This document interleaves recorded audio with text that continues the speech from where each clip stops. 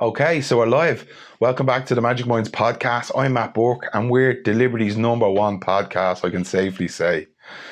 Our motto, our brand, our mantra is stories that have the power to inspire. Hopefully, we're bringing you stories and interviews every week that are inspiring you through love, kindness, compassion, understanding, and forgiveness. Today is no different. We have an amazing young lady on the podcast. Her name is Harmony Garcia. Harmony is the host of the Bliss Broker podcast. She's brilliant. I've been following her work now the last 6-7 months, and I'm really impressed by her and the work that she does. She's just trying to help people through love, kindness, and inspiration. But behind every great piece of work, either the podcast or the work that she does, there's a backstory. So I brought her on to hear her backstory. What led her to this point? What is the Bliss Broker? Who inspires her? What's been her takeaway messages from the work that she does? What's her why in life? You know, what's our daily routine? I want to tap into the greatness of these people so I can bring that back to you, so I can inspire you to make changes in your life. And that's what we always try to do here. We try to make this ripple effect. And that's what Harmony talks about in her interview, about being a ripple effect, you know. So it was brilliant to get her on. I really enjoyed her. She's a lovely, decent human being. And the thing I like about her the most is that it all comes from a genuine, heartfelt sense. It's from here. It's not just a product. Although the Bliss Broker is our brand and our product or whatever, it's done from her heart. She's driven to help people, to be a healer, and I just love that about her. So let us know what you think of the podcast. Let us know what you liked about it. I love hearing people's feedback. As always, thanks to Noel Riley from Rooney Media Graphics, Andy, me trusty sidekick from libertysphoto.ie, the girls from Shannon's Hope Line, Mental Health Warriors, Liberty Soup Run, and you guys, thanks very much for all your support on social media. I love the interaction. I love the comments and all the stuff that people say to us on social media. They're loving the videos. They're loving the work we do. So keep it coming. Share our work, share our podcast with people, invite family and friends onto our Facebook pages. If you haven't joined our Facebook group, please do come over. I do daily videos and I talk about my life, or I give my lived experience to try and inspire you to make changes in your life. It's all under the same umbrella and the same movement. Stories that have the power to inspire. So thanks very much. Enjoy the interview. Have a great day. Take care. Bye-bye. Okay, so we're live. Welcome back to the Magic Minds podcast. I'm Matt Burke. On the show today, I am joined by Harmony Garcia. Harmony, what's the crack? What's up? How's it going? I am fantastic. How are you doing? I'm awesome. Just surviving over here. You know how that goes. Yeah, living your best life. I'm always living my best life. Yeah, I'm absolutely loving your office. You're going Gucci on it, I hear. The dog cover, you know, and my dog goes running with me every day. So she's in here with me every day. It's turned into my office because I'm on the road so much and I don't want to avoid opportunities just because I can't get back home to my home office. So I just, you know what, you adapt, right? Improvise, adapt, overcome, conquer, win, whatever. Absolutely. It's all about gang mentality, isn't it? It's get it done.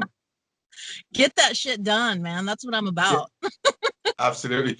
Guys, I've asked Harmony Garcia, I love your name, by the way. I've asked Harmony to come on the show today because Harmony is the host of Bliss Broker. Harmony inspires women, but men as well. I'm inspired by her story. So, guys, I just asked her to come on because I want to tap into that. I want to tap into why she's a badass. I've been following her over the last, I don't know, maybe 5 or 6 months, watching the work, what you do. I've listened to a couple of podcasts you've been on, and I think our listeners, men and women, be inspired by your story and your attitude to life. Good.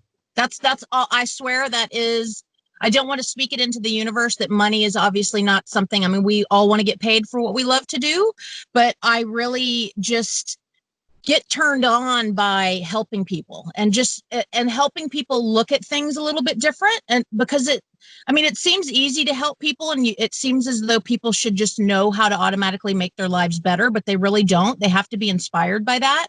And I want to be a part of that process. It feels good.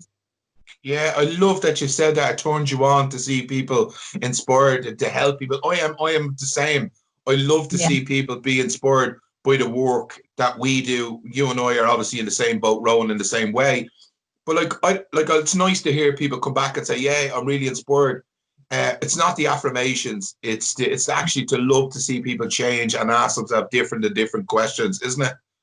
It is, and it's science based. I mean, I actually just listened to a podcast a couple days ago that blew my mind. I'm very big into neuroplasticity and the idea that we are in the driver's seat. We're in control of changing things that we think we're just wired up that way. Well, it's absolutely not true.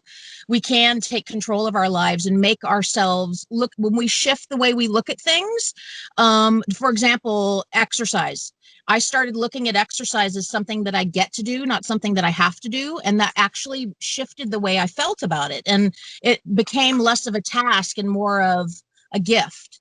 And I listened to this podcast a couple of days ago about the whole concept of neuroplasticity and the differences between psychopaths versus givers, people that are altruistic. And there's scientific proof for our amygdalas. People that are psychopaths and have no tendency to feel when other people are hurting, really don't care, they're indifferent to it, have a very small amygdala. And it's quite the opposite with people that are altruistic, people like me and you that just want to give, and they would, stop and run into a burning building or whatever. It's science based, which is so beautiful. And I'd rather be over here, obviously. And it's not luck of the draw. It is something that can be taught because that obviously is a spectrum, but it is, I think we get it honest. It's not something that we're in, just like the same thing you can see when somebody's putting it on or bullshitting just to try and get something from it. I can tell when you speak that you are speaking from the heart, that you genuinely just want to help people. And it's why I connected with you, because I feel the same way. It feels good. I mean, it really does feel good to help. Yeah, and I really believe in that whole theory. What you see in me is in you, and what I see in you is in me. And it's why we really connect to people, isn't it? Because I see the love, kindness, and genuineness in you. That's why we've connected, I think. Yeah, it's nice for so long, Matt, I was kind of running around like a chicken with my head cut off. I was a little put off by the fact that so many people around me, and this isn't a judgment, but that so many people are around me were just kind of in robot mode. They were going through the motions. They weren't really happy in their relationships. They weren't happy with their jobs. But what I started noticing about that is they weren't really doing anything about it. And I don't know if that's because they didn't have the energy to, or they just were too lazy, or I didn't know where to start. Maybe part of them wanted to, but I needed to get away from those people. And I started feeling myself become more reclusive. And it wasn't until it hit me all of a sudden, I went, oh my gosh, just the way that I use Facebook to connect with people about motorcycles or tattoos or all the other things that I love in my life. Why not try to connect with people who are trying to do good in the world, like on a big scale? And thankfully, I thought outside of the box and started searching on the internet and searching for podcasters, searching for helpers, searching for coaches. And through that, I found podcasts, which led me to being in an accountability group, which then gave me the confidence to seek out people like you more. So before, I might have just watched you in the shadows and never communicated with you. Now I feel like I'm worthy and I can rub elbows with you because I've done the work. So it gave me the courage to reach out, which has built my community. And and I consider you and Stephen my community. Mark Jeffrey, well, from the Mark Jeffrey podcast, like we're all from around the world, and I have big dreams that one day we will meet in person. But it's nice to be supported and like actually have other people understand where you're coming from and not look at you like you're crazy. Like, why would you want to put all your effort every day beyond your already day job to help people? Like, why do you keep posting your runs online and your healthy lunch? Like, why are you putting that much energy into that? It's because I'm a helper. I'm wired up that way. That's how I'm fucking designed. I want to see people happy. Just like you want to get, go to work and do that job. I look at this like a very rewarding job. To be able to help people. And it's nice to have met people like you, because now I don't feel so crazy and I don't have to be so isolated in that, Well, you're not alone in your craziness. That's the thing, because we're mirroring the craziness. Because what I see you do is similar to me. I just want to inspire. I want people to learn. I want people to not be in the position that I was in 10 years ago. I didn't know that this was available. I didn't know that this language was like a foreign language to me. And now me and you are just saying, yeah, have a look at me, take a little bit of this and put it into your own life. Well, you know what it is? It's society puts so much hate on a fanfare. Like, so for example, me getting out and showing what I do online and going for runs and talking about the things that I talk about, people, haters, and people don't understand what you're doing are like, oh, you just want attention. Oh, you're only doing this for attention. It's absolutely not what it's about. It's so much bigger than that. You know what I mean? It's so much more about showing people that life doesn't have to be like this. I'm basically getting out there and presenting myself because I want to show people there's an opportunity to live life a little bit differently. And there's so many things, Matt, that I post online. It could be the simplest thing about eating healthy, and they'll message me back and say, I never thought to put those two things together. Okay, great. I'm a ripple creator. I just changed the trajectory of their meals, even if it was in the smallest way. So those haters, I just tune them out and I just block, delete, and I'm just sucking in all the good and avoiding all the bad. You have to be in control of that. Absolutely fantastic. Tell us about the Bliss Broker. Give us a synopsis on that. Give us a little insight. The Bliss Broker was born like just not even a year ago. I started a fitness journey and I started off just going, I was committed to walking every day and really just getting my fitness, taking my dog for a walk, just getting on top of all of that. And throughout that time, I was actually in the process of becoming a social media content creator, because I'm really good at doing that. And I thought, well, I have so many friends that own businesses, even just locally here in Asheville, that they'll hire me to help with their social media. I didn't even like it. And as I was doing this fitness journey and walking turned into running, and I started feeling healthy and strong and full of confidence and all of that stuff, it just hit me like a ton of bricks. I went, why am I trying to be a social media manager when I've got a degree in mental health? I'm certified in substance abuse. I love being online. I'm very personable. Why not just be a coach? Why not be a confidence coach? And I've already got a background in fitness. I was a personal trainer many years ago, had 10 years in working in different gyms and training people. And I was like, why did I try to go somewhere else? And I knew the answer. The answer was I wasn't walking the walk prior to that. I was doing it, but I wasn't living it.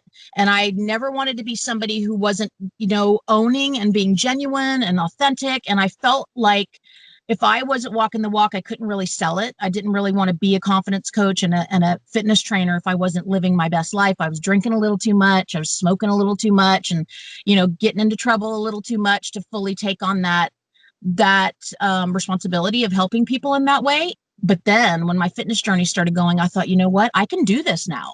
I'm walking the walk. I'm showing up every day, and my fitness now I'm, running 5-6 miles a day. And the Bliss Broker was born out of that. It was born out of the life experience that I've got, both with having traumatic relationships and being, abused mentally and physically by men, because my confidence, I was going after relationships that I felt worthy of because of a slew of issues from childhood and beyond, that I realized that through running and through exercising, I was building a confidence muscle that I didn't even notice. I was so fixated on the scale and the way my pants fit. I didn't realize that the whole time I was showing up to exercise, I was building my confidence muscle, which changed then how I interacted with the world. It changed my boundaries and my ability to stand up for myself. And even this late at the game at 44 years old. And so that's how the Bliss Broker came to be. I was like, what the fuck am I doing? Of course I'm a confidence coach. Of course I'm a fitness trainer. If anybody else is designed and perfect for this position, it's me. And so the way the name came up, and it started coming to me before I ever landed on it, I kind of just put it in a back drawer. But the more I started thinking about it, the more I realized the Bliss Broker is a perfect name, because what I want to do in life is broker bliss. I want to actually broker blissful moments, blissful feelings, blissful actions. And she was born. And I thought, it gives me chills right now just thinking about it. This is a meant to be situation. I have no doubt about it, that the Bliss Broker was meant to be on this earth to help not just women, but that's my niche. But I want to help everybody. I want everybody to grab life by the balls. That's what I'm here for. I love it. But look, you inspire me, and I'm not just saying that. I'm inspired by the work you do. I know you're inspirational to other men, the lads from the podcast, the All Stars. They sing your praises. So you're not just about women. Can I just take you back a bit, because I picked up on the fact, and I know myself, that you have mental health studies, you have addiction. What led you to that? Can you just, I'm not interested in the fall, I'm interested in the rise, but let's paint the picture of childhood, or where you want to talk about what brought you this position, your trauma. Let's give us a little insight to that. Okay, snapshot. Picture little girl, Southern California, mixed race. My dad's Mexican, mom's white. Dad's a partier, philanderer. I was born. He had his eyes set on other things. He's an great guy, but adventurer at heart. Wasn't a family man. He left when I was about 3. It never worked out.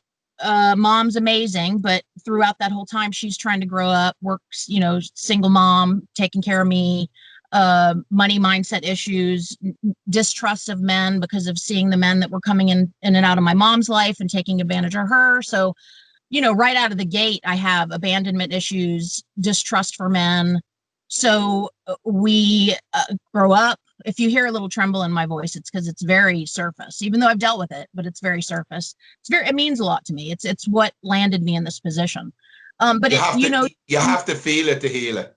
You do. Absolutely. So I came into this world with those kind of shot in the foot already, and you go after the things that you think you're worthy of. And because I had abandonment issues and distrust for men, but at the end of the day, I wanted more than anything to have my own little family, my own little romantic partner that would do anything, my protector. I went after the wrong men.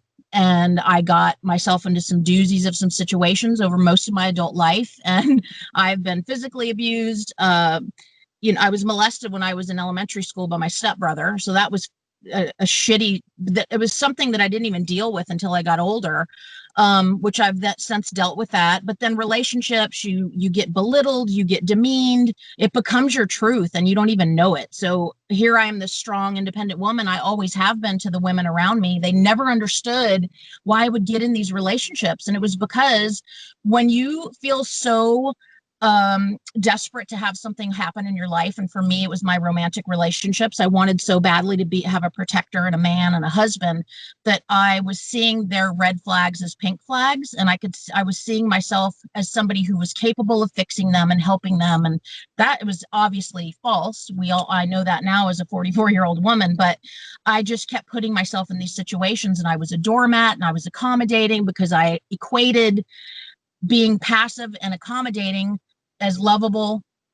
That's absolutely not true. People learn how to treat you by how you treat yourself. And the fact that I was disrespecting myself by being in these situations, I was getting disrespect from the people around me. And so it wasn't until I broke away from those relationships, which obviously has been a process over my whole adult life, that I was able to say, fuck you. Nobody's going to come back into my life again and take advantage of me. I can be loving and accommodating and strong and kind and big hearted and all that stuff and caring and giving without having to be disrespected. There's a difference between respecting somebody and accommodating somebody. And I was accommodating, I wasn't respecting. And so it's been a process, Matt. I mean, probably for the last decade, I've been tipping my toe into the world of self-help and personal development. And it was previous to Google. I was going to the local bookstore, our big bookstore out here, Barnes and Noble, and I would get, a really sugary drink from fucking Starbucks, and I'd go sit in the corner with a stack of self-help books, and I would just read.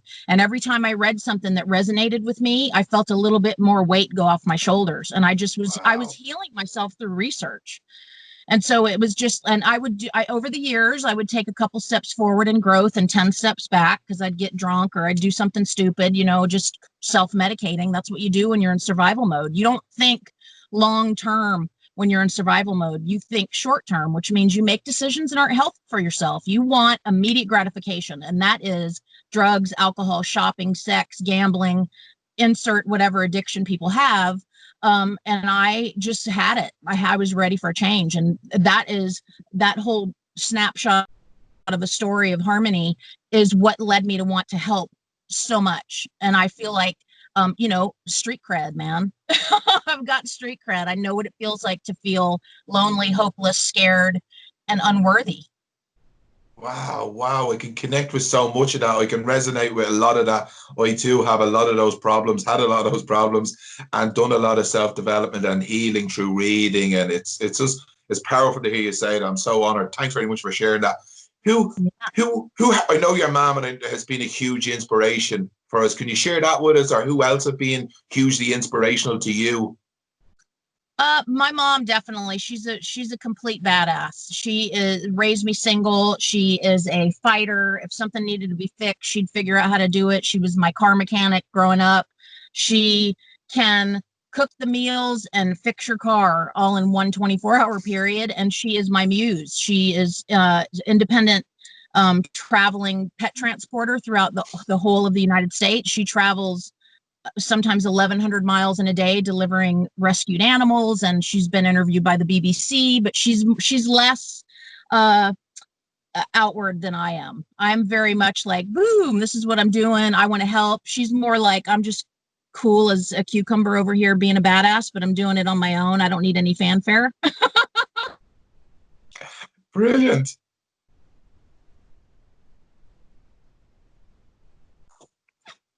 Wow, we lost you a bit there. You back? I'm back. Yeah. Yeah, but it's my mom. She was definitely just, I don't know, strong. She was a survivor. She just made shit happen. There was no alternative than to just make shit happen. And when you grow up watching that, I want to obviously make her proud, but so it's obviously, I'm conscious of it all the time. I want nothing more than to make her proud, but it's also subconscious because I grew up watching her just be strong and capable. And so I didn't know how else to be, which, that being said, that's what I did. And those women I want to help, I did that a lot throughout my life. I didn't ask for help. I was very proud in that way, but I was the only one that was suffering because by not asking for help and trying to fix everything on my own, I was putting myself in a hole. And it wasn't until I had the courage to finally go see a therapist and do something beyond those self-help books were great. But since I'm the strong one in the group, I never had anybody to go to. And I didn't really want to go to my mom because I didn't want her to worry. So it wasn't really until I was able to have the courage to talk to a therapist about the things that were bothering me that really pushed me over that edge. So I started it, but I had to ask for help, just like how we have that group with Tea with Steve, and we're all in there kind of rubbing elbows and reaching out and helping. I mean, you have to get to a point, you are not really self-actualized in this life until you can just comfortably ask somebody for help, because it does take a community. You can't do this life on your own. You're not supposed to. Oh, 1,000,000%. I was a master at the one-man band when I went back to college. When all my life, I'll do it myself. And even when I joined the National Rehab, I used to make phone calls when no one else was in the office because I was scared I'd be judged, because I couldn't control it. You know, I'd done everything myself. And one of the most freeing things I obtained was to reach out and say, do you know what, let's do this together. Yeah, I love that. I mean, and that's, I think, the message that we need to share more is people need to feel okay with not being okay. And me and Mark have talked about it before on his podcast, how men, it's still in 2020, men still think crying is a weakness, and more men need to stand up and say, absolutely not. It's actually quite the opposite. If you can show your emotions and cry in front of other people and show true emotion and true heart, that's like the epitome of courage to me. Yeah, absolutely. No, I'm not surprised you say that, because girls have said it to me. Girls have talked on social media, or girls I know, they would say, I haven't heard a lot of men talk like you, or talk about emotions the way you do, or talk about stuff like that. And I'm going, really? And I'm a little bit taken back, but then I go, yeah, maybe I understand. But I don't think it's all men. I think women as well. Like, we're not we're not as free and open about mental health as we might think we are, even in 2020. No, and it's even with what you do online, there's not a lot of men that are doing what you do. I can't think of one off the top of my head that is to the capacity that you're doing it, just showing, besides Gary Vee, and I'm sure there's a slew of other ones, but I can't think of any that are really coming and hitting hard every day, just spreading the message of love, care, kindness, action. You're doing it all. You're doing it all. I'm sponsored by Brene Brown. I just love Brene Brown. I'd love to have her on the podcast. Game over. Just drop the mic if that happens. And you know what? She's so damn cool. She probably would come on your podcast if you hounded her enough. Well, I'm planning on doing it. I had another question for you. What incidents in life have been great teachers for you? What instance can you kind of say, you know what, that was a great learning lesson for me? Well, I'll go with what's happening with me right now. This fitness thing, I talk about it all the time. Movement in general. People don't have to be a runner like me, but it's changed my life. And there's a hashtag on Instagram that's pretty popular called Running Saved Me. And that's how I feel. So again, it doesn't have to be about running. It could be about anything that you wholeheartedly put yourself into, but it's just about showing up. I mean, at the end of the day, it's about showing up and pushing your body past the point that you would typically push it. So, if you get up every day and you just kind of go through the motions, you go to work, you don't really exert your oxygen levels or let your heart rate get up and let your blood really pump through your body, you're not living. And I don't want to be judgy in that way. I just mean that your body needs that. And when that happens, it directly relates to your moods, and it directly relates to the way you feel like you can tackle this world. It is scientifically proven that when you move, your depression can get lifted, your anxiety is removed. Obviously, it doesn't mean in totality, but this movement thing for me has changed my life. Again, it's built that confidence muscle. It kind of came out of left field that I thought, oh my God, as I said earlier, the whole time I've been doing this, I'm like, oh, I got to fit into those pants, or I can't wait until I'm this weight, whatever. But it's bigger than that. It's way bigger than the weight. It's about me showing up for myself every day and how that's been building my confidence. It's made me show up online differently.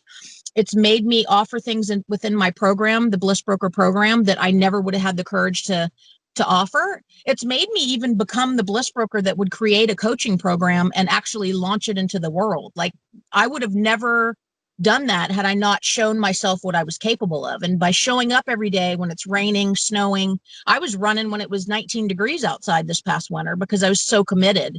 That is something, if anybody knew Harmony even 3 years ago, I was hungover most days, Matt. I mean, to look at me, you probably wouldn't have noticed anything or I was having any issues, but I was drinking every day. I was smoking every day. I wasn't taking care of myself. And you can't really fully be good in the world when you're not taking care of yourself. I don't care what anybody says. I totally believe that. I say this all the time. You can't wholeheartedly be compassionate to the world if you're not compassionate to yourself. And what you're saying there sounds like you are not compassionate towards yourself. So you can't give from an empty bucket. You can't pour from an empty vessel, right? And so I think that just finally showing up for myself was all the proof I needed that it changed my whole perspective about the world. I don't think I would have had the courage to. Well, I know I wouldn't have the courage like before the exercise journey to be on your podcast. I wouldn't have felt worthy of having a conversation with you. I mean, and it's true that we are the architects of our own futures, and it's really just about shutting down the fear and just going after something, and not negative self-talk that you're not worthy, you're never going to do this. I have told myself my whole life I'm not a runner because I'm curvy and big chested or whatever. I'm not. Oh, I can't run. If I was running, it was because somebody was chasing me. We've all heard that saying.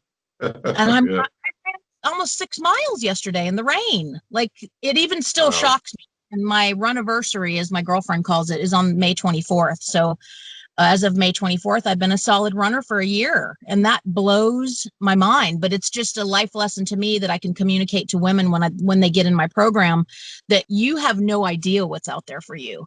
That's the cool part. You can be very fearful of the future, or you can be excited. And I'm there to tell people you have no idea what you're capable of. It's so exciting. yeah, I'm excited. I want to just hone in on something that you said there, and I think it's transferable and applicable to anything. Going outside your comfort zone. It can be exercise, it can be a goal, it can be life, it can be family. It's about going outside that warm and fuzzy feeling, isn't it? Just going beyond, whether it's raising your heart rate, raising your temperature, raising the stakes. It's just stepping outside that warm and fuzzy feeling.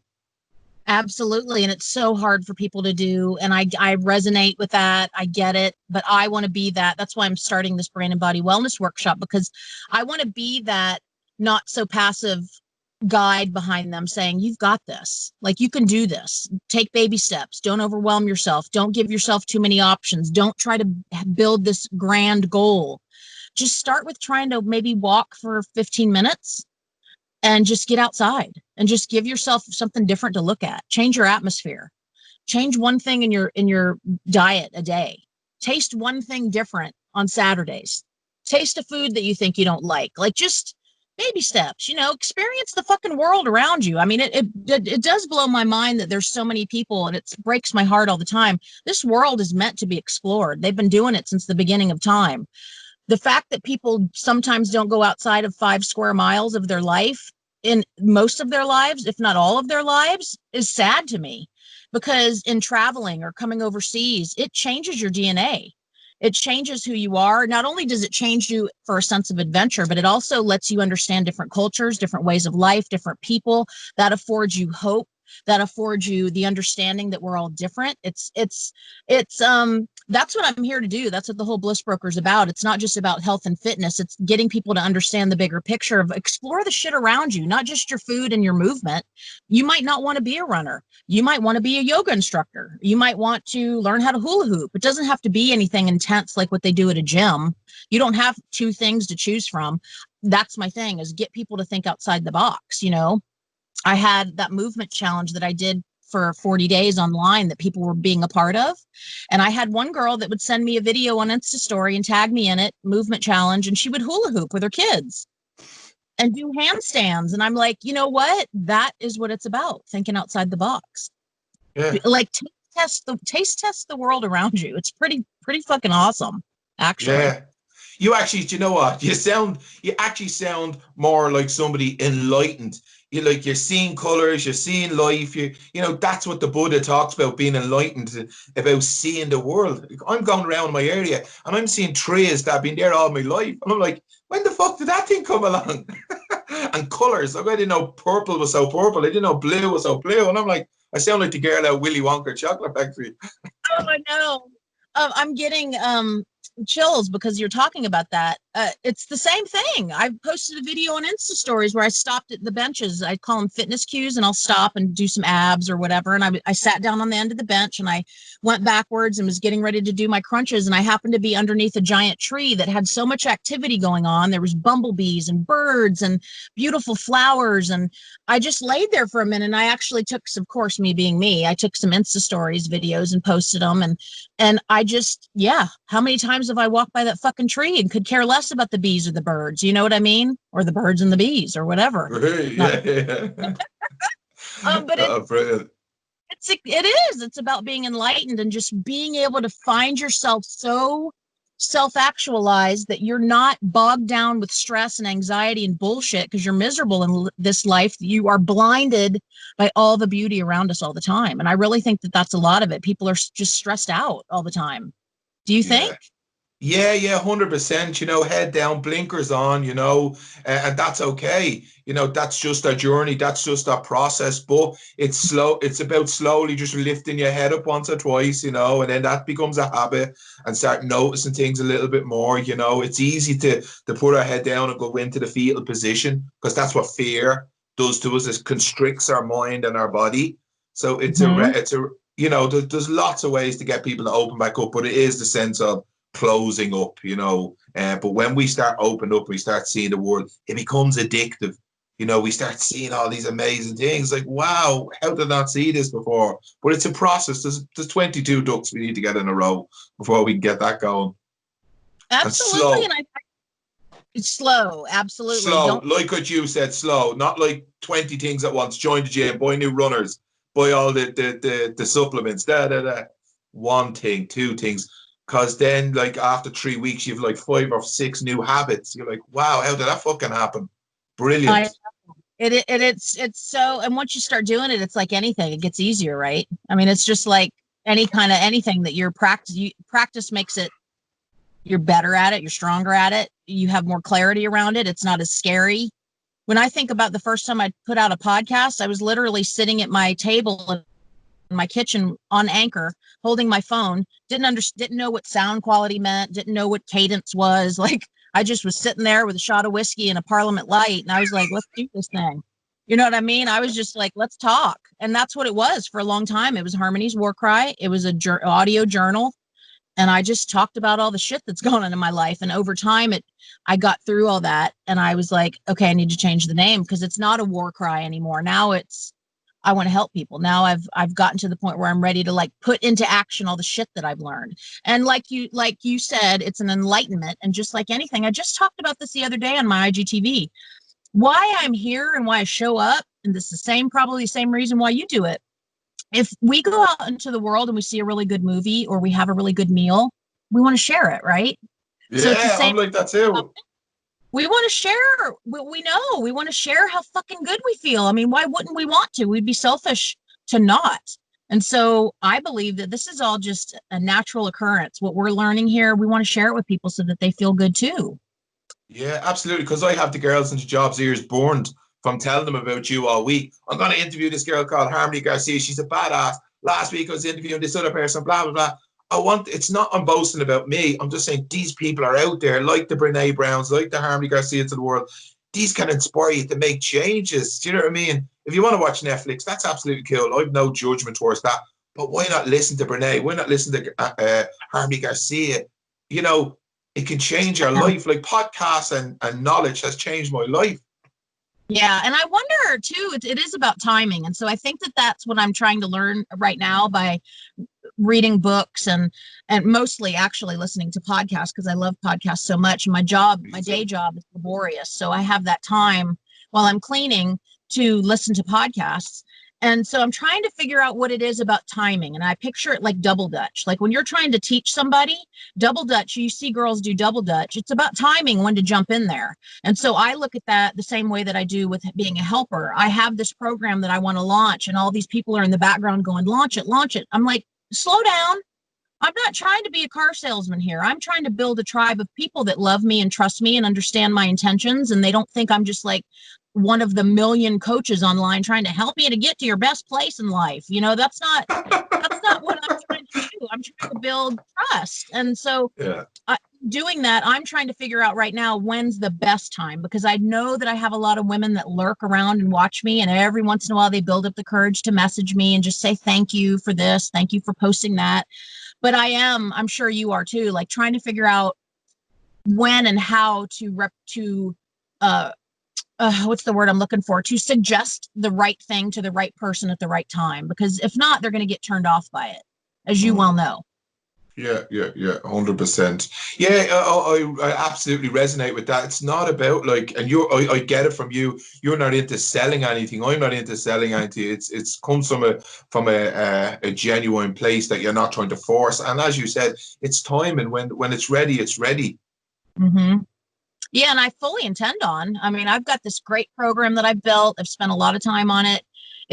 Anybody in the world can be a part of it. It's online and it uses Voxer, which I love. I think it's just a really good way. It's mostly an accountability group. There's not anything special that they have to show up with. It's basically just their willpower and their desire to live a better life and live a more vibrant life. And my kind of motto is I want to help you find your spark.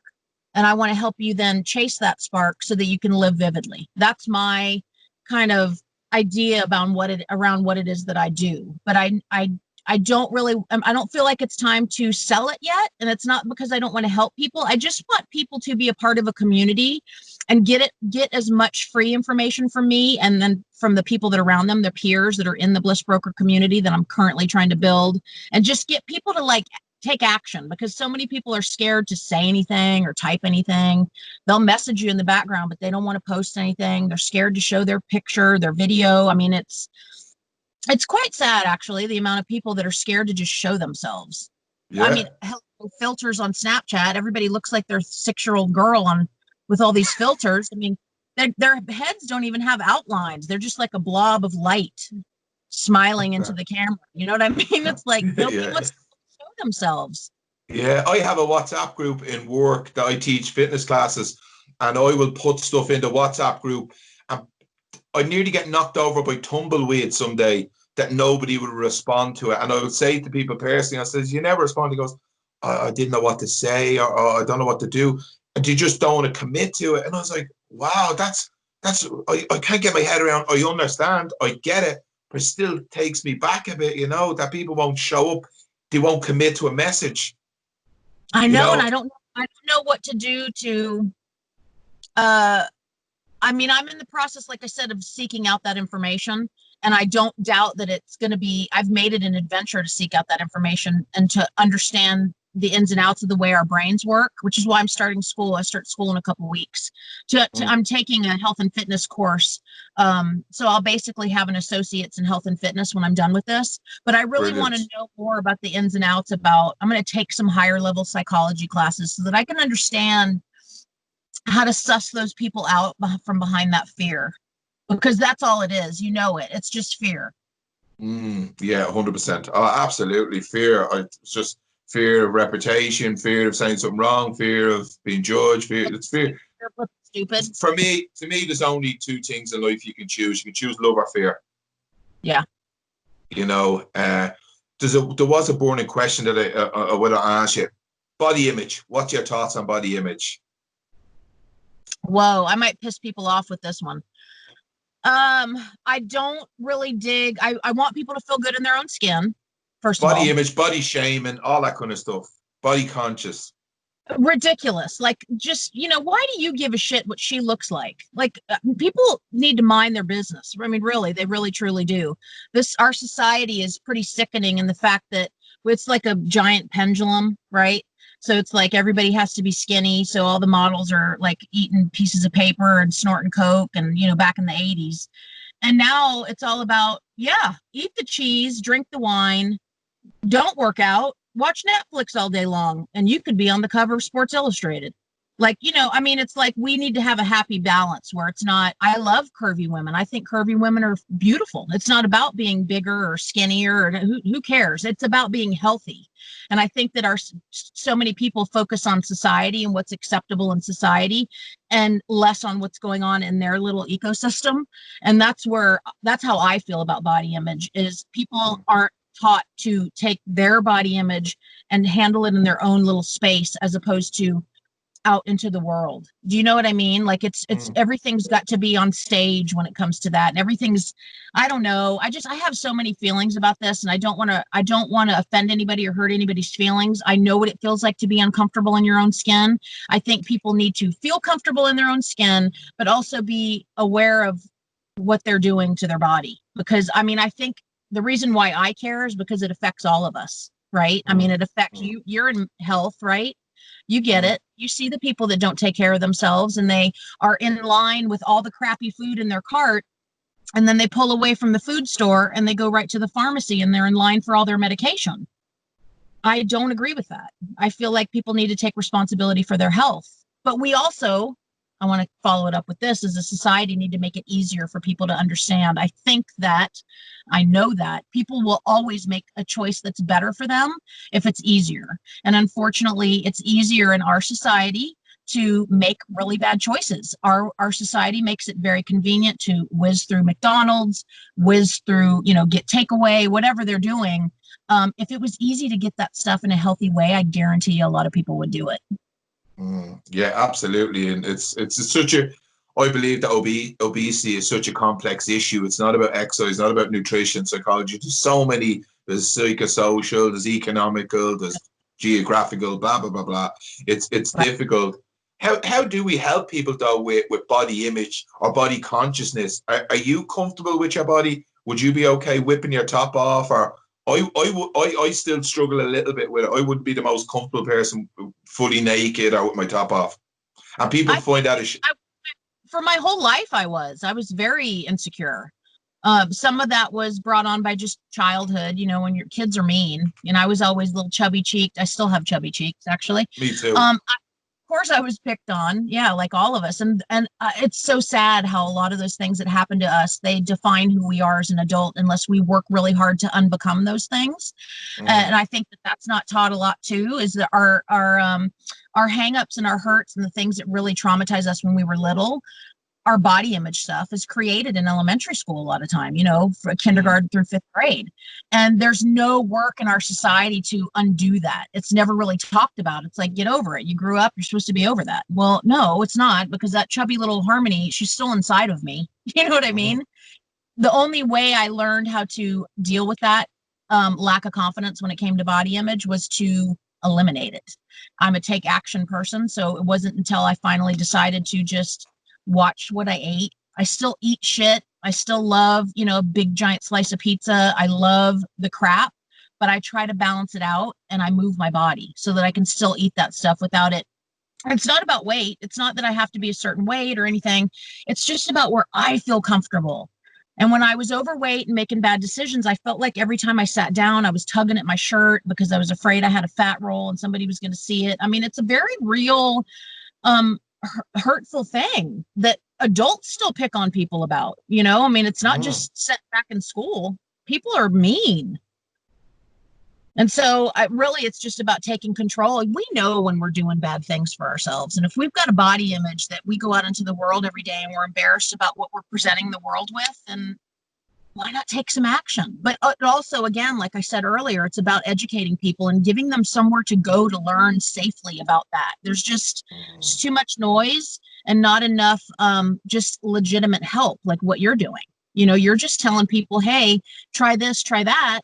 I'm here to help. Or why not look at it this way instead of shoving, stuff down people's throat? You're making a safe, warm place for people to come. And that's what I want to be doing. I want a safe place where people can come and watch me on YouTube talking about eating a bug while I'm running. And, I almost fell in a hole the other day and I almost peed my pants because I was trying to catch myself from falling down, and I peed my pants a little bit. And so I got online and I talked about it. I mean, it's just about being real about the process that we're going through. It's not about, I finally realized I can't just be Harmony over here exercising every day. You have to see the dark side too, so that it's something that you can accomplish. Oh, absolutely, 100%. That's absolutely fantastic. Can you give us like all the learnings that you've had from the interviews you did and the people you work with? What's your kind of takeaway things? When I look at all the interviews, I kind of take away where all the leaders are doing or where all the game changers are doing, so we can get a general consensus. Can you share with us any of the learnings or the magic you've picked up along the way?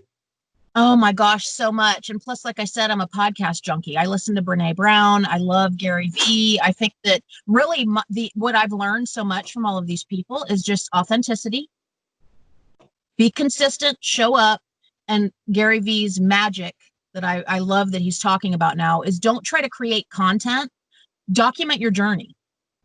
And I was like, oh my God, that's exactly what I'm doing. That's why I post everything from top to bottom, morning, noon, and night on my Insta story, because I want people to see, hey, here's I'm making coffee. Oh, this is my healthy salad with whatever. And this is my run this afternoon. And this is, whatever I post. But it is about documenting the journey because people then can see I'm real. But really, that's just it. I want to help. So I have to pay attention to my intentions. I want to be here and be a voice and be a guide and be strength for these women that are kind of in the shadows. But in doing that, they have to trust me. And so I have to show up fully. I have to show up as Harmony without all the filters. I have to show up and be really me, and I have to talk from my heart. So that's probably the best advice that I've gotten, not just from guests, but from podcasters and from helpers and coaches and authors. And, there's a lot of gold out there for us to share with the world. Oh, 1,000,000%. I wrote a post maybe last year, and I just used it recently for a talk I did on mental health, where I talk about traits of the greats. And when I say traits greats, it's what they do consistently. It's like all the people I've interviewed, like what I'm doing with you now. So the traits of people is a morning routine or their daily routine. What's your daily routine? What's that look like? What's your non-negotiable things that you do every day? Well, I get up at a decent time, no doubt. You got to have time. You don't want to be rushed. Always make my bed. I know that's old school, but it makes a difference. There's not a day that I get out of that bed that I don't make it. And if I have to pee bad enough, I'll go pee and then immediately come back and make it. Brush my teeth.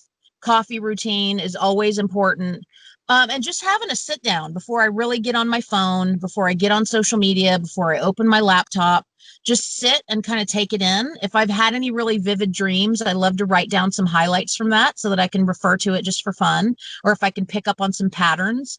But it's really not about the what I'm doing. It's about just having something to do rather than just get up and turn the TV on, which is a lot of what's going on with Corona. People don't have anywhere to go, so they're breaking away from their routine.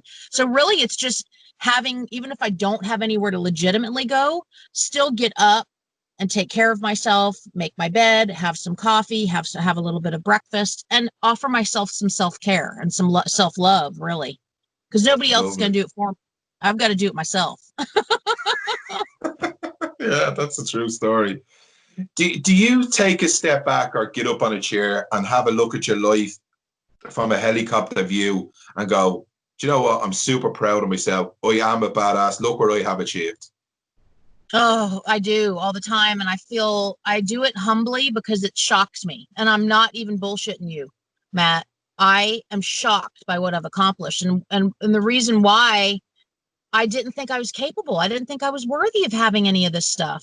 I mean, are you kidding me? If somebody would have told me a year ago, you're going to be having a conversation with a beautiful human that lives in Dublin on a podcast, I would have been like, you're full of shit. Or you would be, almost 100 episodes into being a podcaster, and you'd be getting ready to go back to college again as I was a high school dropout. I'm getting ready to go to college and get a second degree.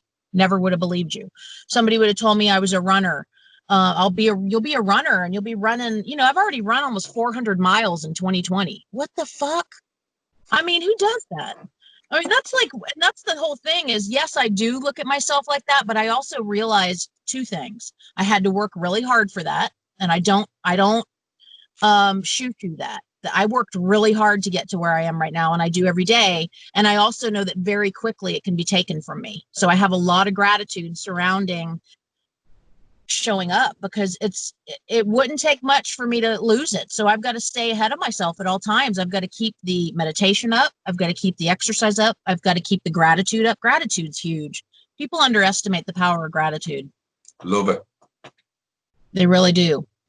It was a game changer for me. It lights me up. And I don't just say, oh, the sky is blue and the grass is green. I look for the things that actually I can connect with, that make me feel grateful, appreciative.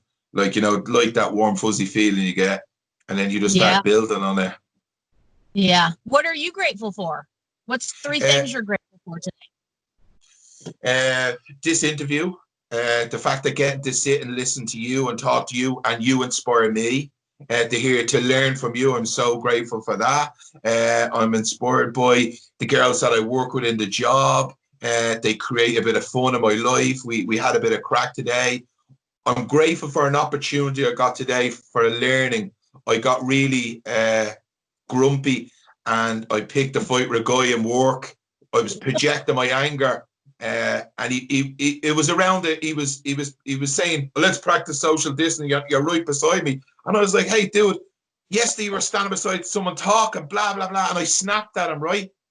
But I was just projecting my annoyance about this whole thing. I was just having a shit day because I was tired of an injury.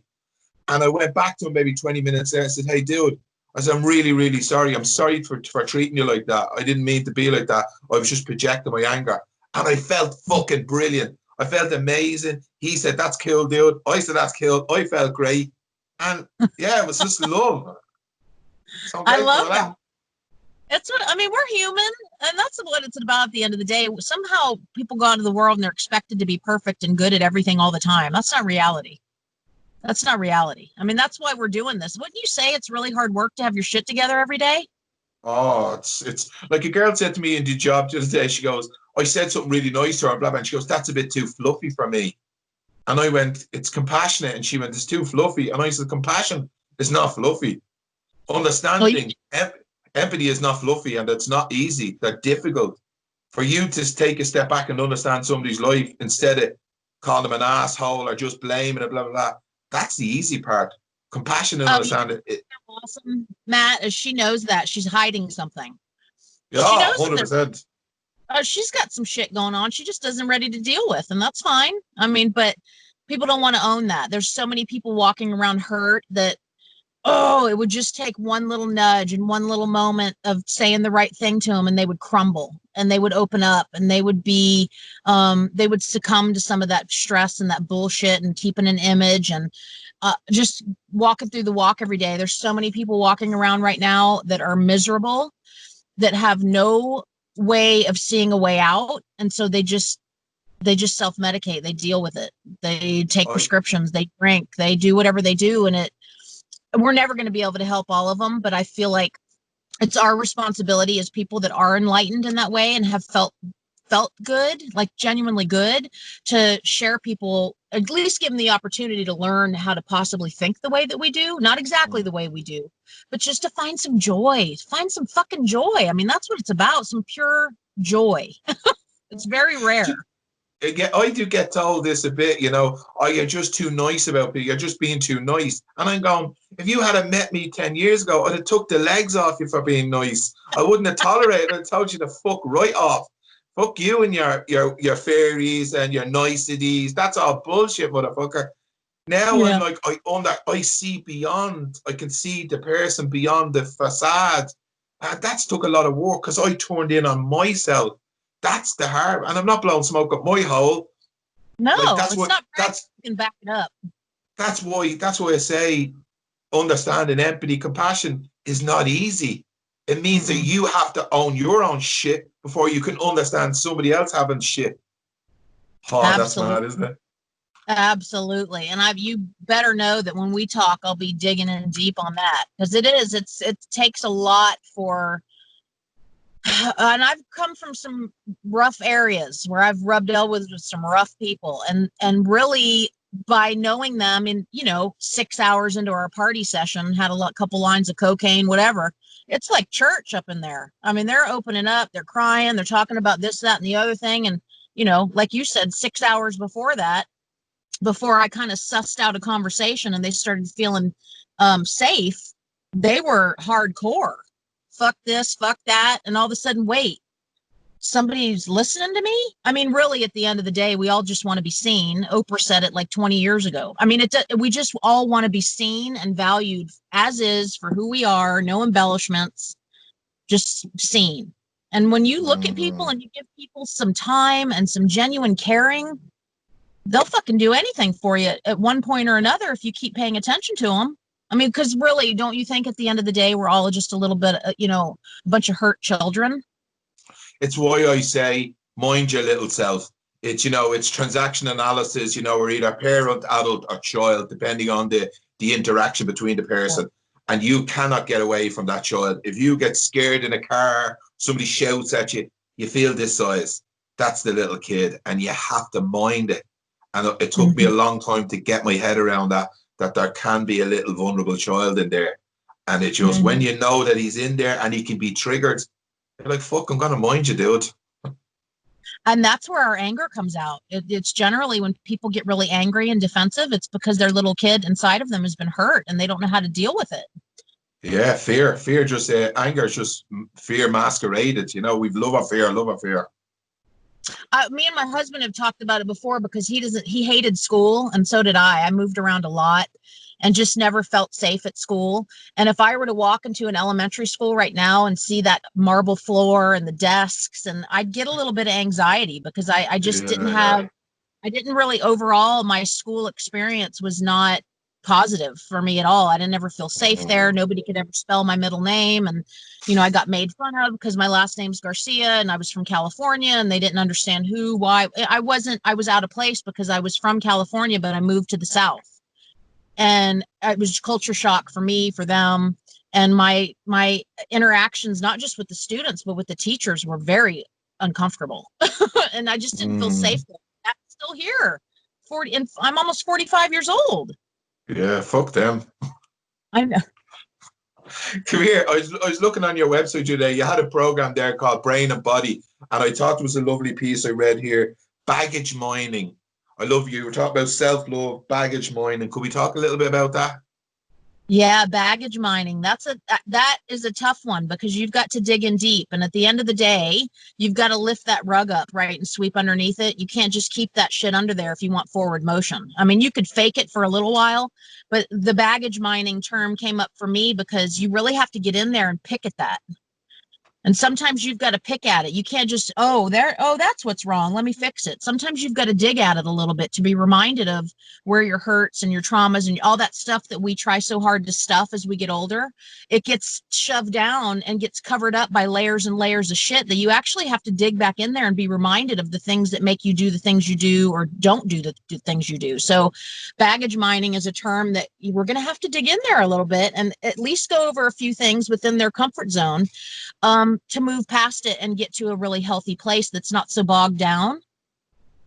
I love it. I love it. And I just want to go back to something you said earlier with the self-help books. The self-help books, they can trigger emotions and they can help you relate to stuff, but they don't unpackage what you just said there. It's like a ball of wool. We have to start opening it up because years and years we're just tightening it. We need to open it and then let it see unravel. The books and the self-help, they help you trigger resemblance. Yeah, that might be me, but not exactly the same. So let's uncover it. Let's open it up and see what's in there. It is, and I want them to feel safe in that, and that's why I tell my story so much, because I want them to feel safe telling me these things and to know that there's not going to be any judgment, because if there's been any way of being humiliated, doing something stupid, showing your ass, I'm your girl. I've got 5 t-shirts to prove it. And so in digging for that stuff, like, it's going to be scary, but I want to give them a fun way of going about doing that. Instead of making it scary, I want them to look at it like more of an adventure. That's why I called it baggage mining, because I want it to be more of an exercise than a daunting thing that they've got to do, because nobody wants to think about dealing with their shit. So I'm making it fun within that program that they can dig through, and within, as I said, within their comfort zone, they can dig through and talk about the things that they know deep down, if they were to think about it, that they're ready to remove from their life and quit fixating on it. Because you can't do anything about what happened yesterday, but a lot of times you do need to move through it to move forward. You know what I mean? Yeah. Do you know what's jumping out at me? This interview, the one you did, I listened to with your mom and Mark Jeffries. You're very much, and you epitomize, you're not about the fall, you're about the landing. You make reference to your past, but it's not everything about your identity. Your mind now is on growth. It's on the trajectory, and that screams at me. And it's very, very endearing, and it's very. I like it. I like it a lot.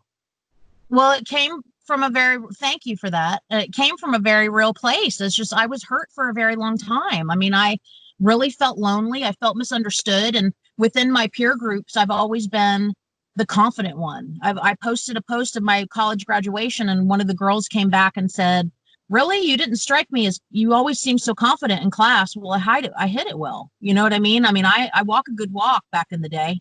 Nobody knew. And because I was the strong one in my peer group, I didn't really have anybody to go to. And I know what that loneliness feels like. And so when you know that you're the strong one and everybody comes to you when they're hurting, you don't really feel good about going to them for a multitude of reasons. One, because you don't trust that they're going to know what to say. And then 2, you'll feel responsible for shifting the whole dynamic of that relationship. And so I just always held on to things. And there's a lot of women out there that are like that are confident and brilliant and strong, but they're living under the thumb of their partners. They're living under the thumb of their grown kids or their jobs or addictions or self-image issues, whatever. And I want to be there as a safe place for them to go, because I didn't have that. So when I speak to the world, that genuineness that you hear is, I basically have designed my whole thing that I do, which isn't really a spiel. It's basically me just reminding myself every time I turn a camera on or I write a post or whatever, I'm talking to old Harmony. Me too. I'm saying all the things to the people listening that I would have wanted to hear a handful of years ago. And it really does help, because I'm keeping my intentions focused on helping women instead of about being a coach, because it's not about that. I mean, ultimately I want to be a coach, and I am a coach. I just don't want that to be what the driving force behind what I do. which is what you're picking up on, because I really just want to help. I just want to be a hand and pulling these women out of the ground, just like, come to the light, man. Mm-hmm. And why I say that, just somebody, I'm not going to name who they were, I've listened to them the last few times, and it's always about their fall, the this, when I was an addict and when I was this, and I'm going, okay, let's talk about the rise. Can we move to that part?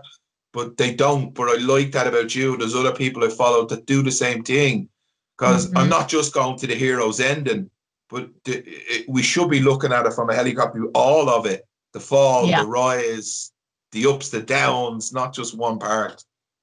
And I had to move through that. I had to learn how to do. And I really believe it's so funny, when Harmony's War Cry was that was my first podcast.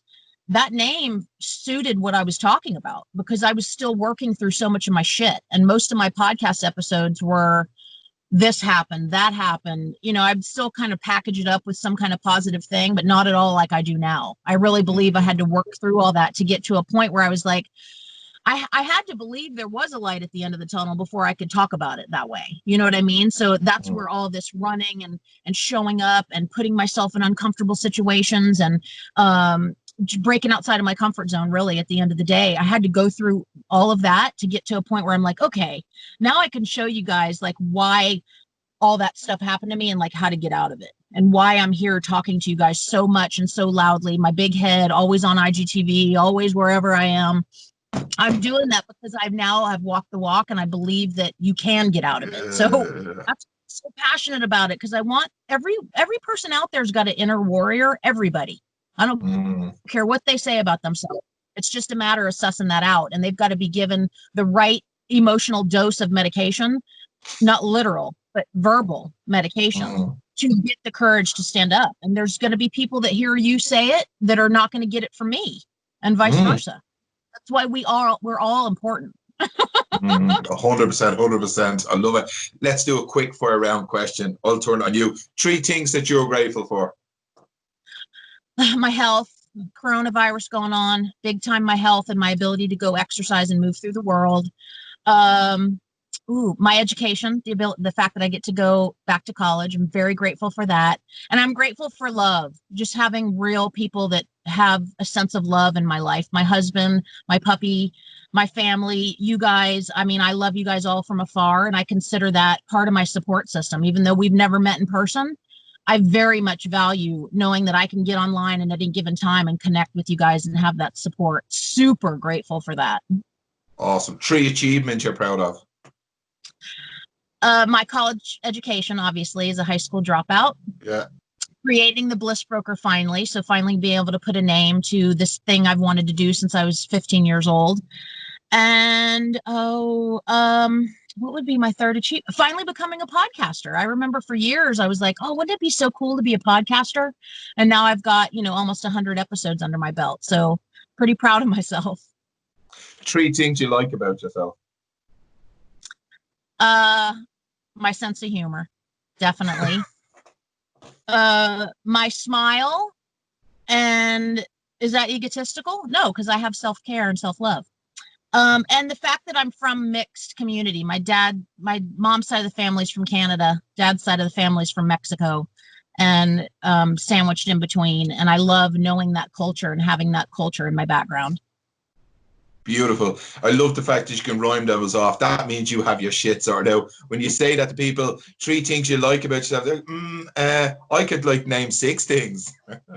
No problem. Well, I'm not egotistical. Maybe I am. But it's lovely to hear you say it steadily. Yeah, you gotta love yourself, man. If you don't, who else? I mean, people can't really love you until you love yourself, period. You know it. Yeah, I can tell you 3 things I love about myself, but I can also tell you 3 things that I make a balls of and I get wrong a lot. So I can dance between the good and the bad, no problem. Same. And just be blatantly honest. We're coming to the end. Tell us where people can find you. What's available for people if they want to look for you. You've got some workshops going on. You've got the podcast. Tell us about it. What can they get? What do they need? I am the Bliss Broker. I've made it really easy. I'm the Bliss Broker everywhere online. So I am at the Bliss Broker on Instagram, Twitter, LinkedIn, wherever you need to find me. I'm the Bliss Broker community on Facebook. I'm blissbroker.com. And through that website, they can find out all about me, why I do what I do, my background, how the programs work. They can schedule at the very top of my page a free coaching call to see if they may want to work with me in the future and if we're going to be a good match. But really, blissbroker.com, and that will lead you everywhere. And the podcast, The Bliss Broker, is everywhere, and it'll be on Apple next week, which I'm really excited. So right now it is on all the major platforms, Apple next week. Because Apple, they're kind of like the cool kids, right? They're really hard to get into their click. But I'm on iHeartRadio now. I'm on Stitcher. I'm on Google Podcasts. If you type in the Bliss Broker podcast in Google, it comes up, and some of the episodes are embedded. And Google does that now, which I love. So some of the episodes are embedded right there. And there's oh gosh, I don't know. I'm in season 2. Episode 11 comes out tomorrow. So anything prior to the 11 episodes that'll be available tomorrow, there's 10 now, but anything prior to that is coming up as the Bliss Broker, but it's actually Harmony's War Cry. So you can hear how I've grown and how shitty of a podcaster I was before and all the crazy stuff I talked about back in the day as I was becoming a better podcaster. But yeah, Bliss Broker everywhere. Made it easy. Done is the new perfect. That's what I always say. You know, yeah, you might be shit there, but you started. It's 100% better than nothing. Yeah, if you are embarrassed to look at your past, you're on the right track. That means you showed up. What do they say? If you're not embarrassed to look at back when you started, you weren't doing something right. I love it. Come here, before we go, what's the one thing you would like people to take away after listening to this interview? That you've got the power. You've got the control within you. I know you may believe that you don't. Your imposter syndrome is going to tell you, your fear is going to tell you, the little voice in your head that makes you feel like an asshole every day is going to tell you you're not worthy, and that's a lie. You absolutely are.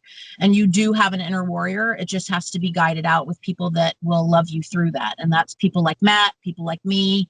Just seek out until you find your tribe, until you find a safe place to go be you. But just know that you've got this. You've got this. Your life can be different. I promise. Wow, you really are a badass. And it's just like compassion. You know, when I say you're a badass, I don't mean like you're a hard ass woman. You probably are. Yeah. But you know, you're diligent, you're hardworking, you're honest, you're genuine, you show up and you do balls to the wall work, you know, and that's what I call badass, you know, love, working hard, all of the spectrum of life. That's badassish, isn't it? Oh, thank you so much. That means so much coming from you. It really does. And I never will ever take that for granted, getting those things said to me. I do want to show up because I feel like I see the bigger purpose in it. And speaking of that, people can see my big head now on YouTube. I forgot. I have a YouTube now, and it's of course, the Bliss Broker. So if you want to see me grow and watch some of the things that I have to say to kind of get you to suss out that warrior, go to my YouTube and you can see me in action.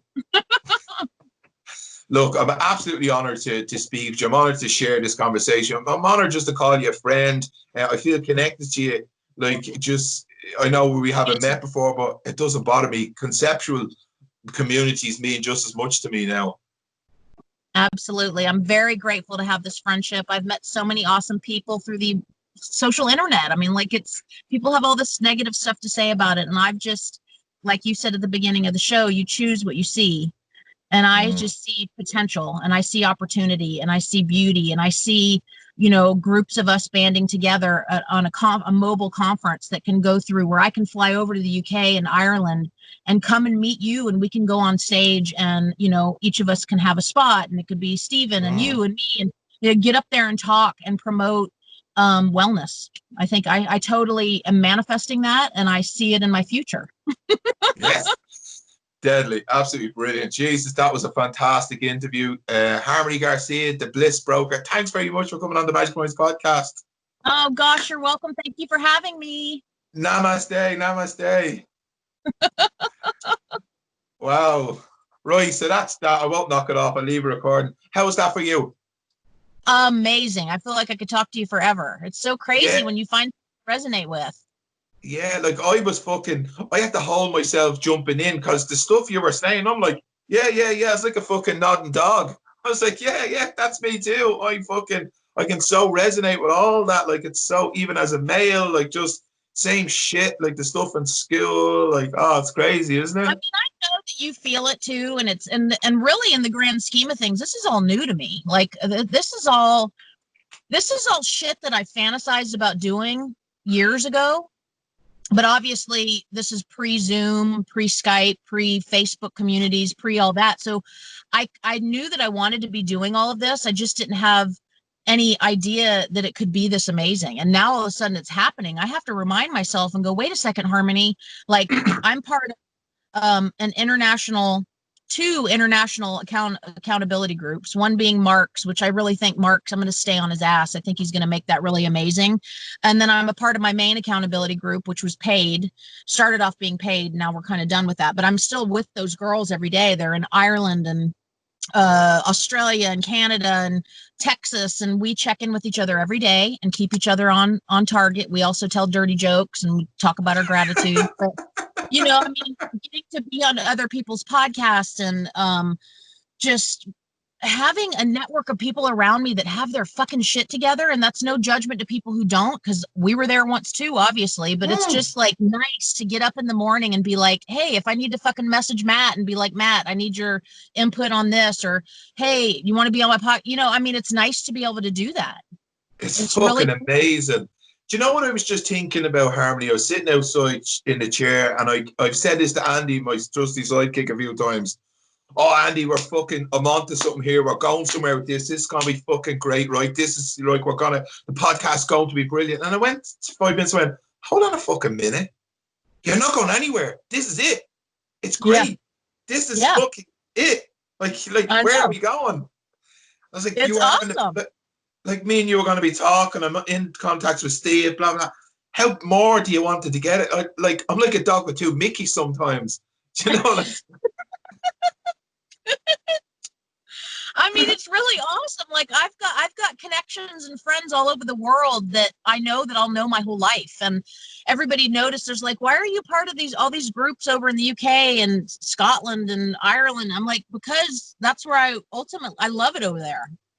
It's like, I want to set up a direct bridge between me and America, and ultimately intend on getting paid to come over there and speak. That's my goal, because I want to have a residence in either England or Scotland. I want to, like, a part-time residence. I'm totally manifesting all that. I'm making connections all over the world. I'm friends with people online that are doing this, that are in those parts of the world, just like you. And I'm making this shit happen. I'm like designing my future right here in front of me, and I'm leaving no stone unturned. Like, I'm not looking at anything anymore like I used to, like it's an impossibility or it's ridiculous. It's absolutely not ridiculous. People do that shit all the time. Look at everybody. Look at all the people that have come from nothing, and now look at all the things that people can accomplish when they put their nose to the grindstone. And I'm like, I'm gonna fucking do it this time. I'm gonna do it while I'm still young enough to enjoy that shit. It's just amazing, isn't it? Life, like, it's just such an adventure now. I just signed up yesterday to do a year-long course to be a shaman. I'm doing shamanic studies. Like, nice. That's awesome. Like, that's how mad life. A girl that I hadn't seen in 20 years, we contact each other on Facebook. She teaches yoga, blah blah blah. Following my podcast, following the meditation, and says to me, "Do you want to drum? Buffalo skin drum?" I was like, "Are you fucking joking me?" Yeah, definitely. And she was like, "We're doing a shaman course, blah blah blah." And I'm fucking doing that. That's a sign. I'm gonna do that. And I signed up. There's no accidents. No, the craziest shit has happened to me over the last year. Like, fucking spirituality. I work with a spiritual guide lady, blah blah. Crazy shit happens, but it's brilliant.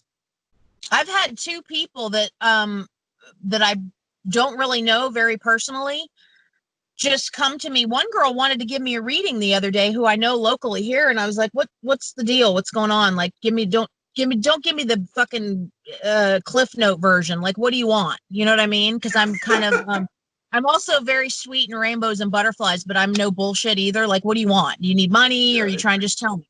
And she's like, no. Yeah, exactly. And she's just like, no, I just have sensed you've been on my mind lately, and I sense really big things coming for you. I don't know. I wanted to sit down and do an energy healing on you and just tell you some of the things that have come up for you. And That's all like in the same 7-day period that the girl who created my accountability program gave me an energy healing too, and told me, she said, Harmony, I know that this is more of an energy, like a chakra healing. She said, so she told me some crazy shit, but she said, this is more of an energy healing, less of a like future reading. And she's like, but you have some really amazing things coming on your future. And I said, well, what do you mean? She's like, well, I'll put it to you this way. Everything that you've been working hard to get, it's going to exceed your expectations. And when she said that, I was like, what the fuck? And it made me excited, but kind of scared in a good way. Like, okay, you're doing this. Like this is happening for you. You've I know, and it's so exciting. So I'm like, no, okay, I've got to keep doing it, because Matt, I've just started waking up to voicemails from people from all over the world, where they're just like audio messages and written messages on Instagram or wherever saying, thank you for posting so-and-so the other day. It really made me feel like I wasn't alone, and maybe I can share my story one day. And I'm like, what the fuck? This is all I ever wanted. It's all I ever said. And the thing I wanted was to inspire somebody else's way of living and be what I like to call a ripple creator. And I'm like, fuck, I'm a ripple creator. I love it. I mean, like, it turns me on. Oh, it's brilliant to hear you say that. You're fucking awesome. You're a deadly human being. Oh, thank you so much. I can't wait. We get to talk on the 20th. Which, speaking of that, the 25th is an American holiday. It's Memorial Day. No, Labor Day. One of the two. And so I was going to say that was the day we were going to do the podcast, The Bliss Broker. Is there any way that you can do Tuesday? Yeah, of course, no problem. What time? Same time. I think we were 8, doing. Can we do 8 o'clock and you're 3 o'clock?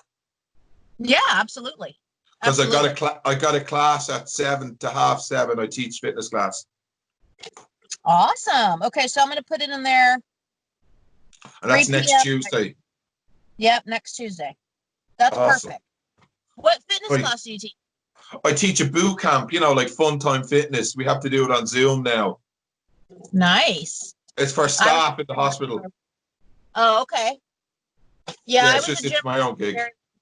I worked in the gym. I was constantly there. I did CrossFit. I did all kinds of shit. But I'm loving this running thing. I never thought I would, but solo running is like, get some good tunes going. I was listening to Incubus and Limp Bizkit and all kinds of crazy shit yesterday. I was like, damn, this has got me running my ass off. I mean, remember this? What the fuck? I'm not into running. I just like going to the gym, working on my disco muscles. It's just fucking lift some shit, put it down, stand, talk for a few seconds, lift some more shit. That's me. I love it. It's, hey man, it's movement. Like I said, it's all about the movement. No judgment on what you do. I train 4 or 5 times a week, back, legs, up, down. I just like lifting weights. I just love that growth. It's just part of what I do. Just like what you said earlier, I do it now because I can. Before I used because I have to or whatever. But now it's every opportunity. I just love fucking training. I know, like, we need another thing to put on our to-do list, So I started moving things from my to-do list over to like I get to-do list, like perks, bonuses, like shit that makes me feel good. And it's changes everything, because it really just opens up. It makes your days more isn't it crazy? Like, everybody boxes in like Mondays suck. Mine don't. I've designed it where my Mondays are awesome. Yeah, no, every day to me is the same. Just some days can be shit. That's just the way the life is. But no day is any different. I just like all days. But some days can be shit, and that's just the way it is. They are, but I mean, people are like, Harmony, you do this and you do that. I'm like, guess what? You can do it too. I mean, it's not like I'm doing anything miraculous. I don't really make that much money. I clean houses for a living. I've owned my own business since I moved here 20 years ago. And I work really hard. People don't see that. I don't show that side. I've been a bartender for, since I was 21. So I've always had 2 jobs. I just retired from 10 years at a wedding venue. I was a head bartender. I mean, I just hustle, and I don't show a lot of that stuff in the background, but I do what I have to do. But I also have a lot of fun. So people are like, how the hell did you get to go to the UK for 3 weeks? And I'm like, because I quit buying Starbucks and I saved some fucking money. I mean, it's not like your priorities are your priorities. I didn't do anything that you couldn't do. You know what I mean? But they're like, so jealous. I'm like, well, Quit spending $5 at Starbucks every morning and you might have some money to buy a plane ticket. You know what I mean? And people don't think, and I obviously don't, I'm not that crass. I am with people in person a lot of times because I've got multiple sides to my personality, but sometimes people just need to hear it. Like, get your head out of your ass, save some fucking money and go buy a plane ticket. Like, it's not, I'm not a trust fund baby. You know, I wasn't given those tickets to go over there. I saved money almost a year to go over on that trip. So that I wouldn't come back with debt. You know what I mean? Yeah. It was worth every second. It was so fun being over there. It's just a different world. Yeah, lovely. 3 weeks. That's cool, isn't it? It's so different from America. Like, America can be crazy town. It's really, it's just a different vibe. Hopefully we can get you over to Ireland. You can come over here and we can bring you around, show you a few places and get you a few pints of Guinness. I would love that. That's my intention. I actually told my mom that. So I have a plan that every year I'm going to take some kind of a trip, fly somewhere. I'm due to go to California the next time, but every 3 years I want to go overseas. And so this next time I want to do Ireland and Scotland because this was the first time I'd ever been to Scotland and I freaking fell in love with it. It's so gorgeous over there and everybody's so friendly. I mean, like right when the train crossed from England to Scotland, it's like a difference of the way people act. And not that people weren't friendly in England, but God, they're overly friendly in Scotland. I couldn't believe it. Just a teenage chick out of nowhere was like, "You're not carrying that suitcase up those stairs." I was like, okay. Carried my mom's suitcase because I had two. And we had to go up these steps and this chick flew out of nowhere and was like, "I've got your suitcase, it's fine," and just walked away. I was like, all right. Fucking brilliant. Super friendly over there. But it's just nice to be, that's where me and my mom's ancestors hail from, that area. Nice. Like, what's that name of that show? Outlander, that area, Inverness. We have ancestors from that area, and it's just stunning area. So Ireland is next on my list. Brilliant. So we'll get you over and get you a few points of Guinness. Right, well, I'll let you go. I look forward to, we'll talk on Tuesday, 8 o'clock, 3 o'clock your time. I'm ready. Brilliant. I'm ready. And I'm ready too. Come up with, because I know when you have people that you get along with, you have to have a guide, right? So I'll have some questions. And we'll do like an hour, right? That's what we did today, right? Yeah, we were a little bit over. We went an hour and 10 minutes or something like that, but whatever suits you. I won't be in any rush. Okay, good. I'm very excited. Yeah. Me too. That'll be brilliant. Well, thank you so much. It meant the world. Thanks, you. Have a wonderful week, and I'll see you online.